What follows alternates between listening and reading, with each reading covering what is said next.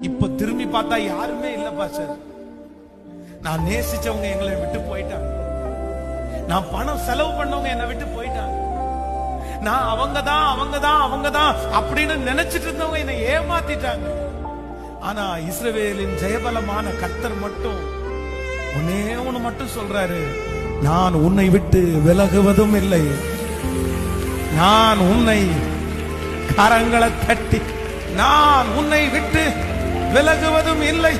கர்த்தருடைய பிள்ளையே, அவருடைய நாமத்திற்காய் காண்பித்த அன்புள்ள பிரயாசத்தை அவர் மறக்கவே இல்லை. கர்த்தர் வாக்கு கொடுக்கிறார், நீ நேசித்த, நீ செலவு செய்த அவர்கள் எல்லாரும் உன்னை விட்டு கடந்து போனாலும், உன்னை அழைத்த, உன்னை முன்குறித்த, உன்னை தாயின் கருவிலிருந்து தெரிந்து கொண்ட கர்த்தராகிய ஆண்டவர் வாக்கு கொடுக்கிறார், நான் உன்னோடு கூட கடைசி வரையிலும், இதோ உலகத்தின் முடிவு பரியந்தம் சகல நாட்களிலும்